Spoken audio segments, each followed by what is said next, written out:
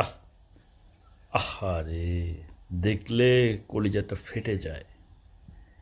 এরা নিজেরা ধনী, প্লাস ফাইটিং দিয়ে ক্ষমতায় এসে রাষ্ট্রপতি হয়ে একজন ব্যবসায়িক কর্মকর্তার মতো কাজ করছে। ইউক্রেন থেকে নিয়ে গেল, ইউক্রেনের সাথে চুক্তিবদ্ধ করে ফেললো, এখন ইউক্রেন রাশিয়া মীমাংসা করে দিচ্ছে। ওই ইউক্রেনের খনিজ নিয়ে গেল, আজকে হয়ে গেল $142 বিলিয়ন অস্ত্র বিক্রির চুক্তি সৌদি আরবের সাথে। এই হলো ডোনাল্ড ট্রাম্প, এই হলো রাষ্ট্রপ্রধান। তারপরে আবার কি করছে, আবার ইসরায়েলকে ঘোষণা মানে স্বীকৃতি দেওয়ার জন্য সৌদি আরবকে বলছে সিরিয়াকে, আমরা সিরিয়ার উপর থেকে সব নিষেধাজ্ঞা উঠিয়ে নিচ্ছি, সিরিয়াকে ইসরায়েলকে আপনারা স্বীকৃতি দিয়ে দিন।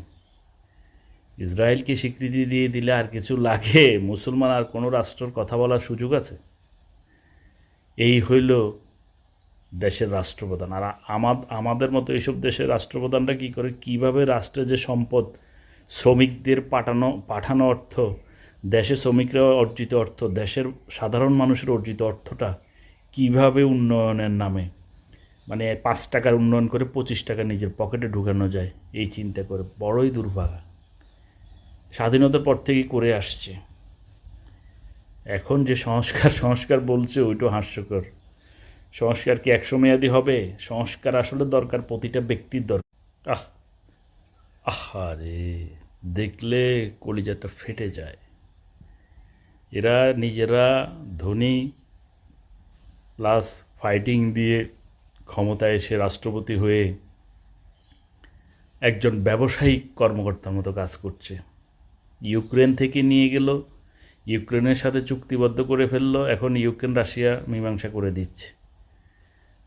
ওই ইউক্রেনের খনিজ নিয়ে গেল, আজকে হয়ে গেল $142 বিলিয়ন অস্ত্র বিক্রির চুক্তি সৌদি আরবের সাথে।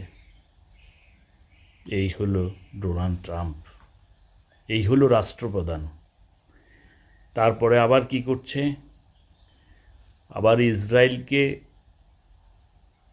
ঘোষণা মানে স্বীকৃতি দেওয়ার জন্য সৌদি আরবকে বলছে সিরিয়াকে, আমরা সিরিয়ার উপর থেকে সব নিষেধাজ্ঞা উঠিয়ে নিচ্ছি, সিরিয়াকে ইসরায়েলকে আপনারা স্বীকৃতি দিয়ে দিন। ইসরায়েলকে স্বীকৃতি দিয়ে দিলে আর কিছু লাগে? মুসলমান আর কোনো রাষ্ট্রের কথা বলার সুযোগ আছে?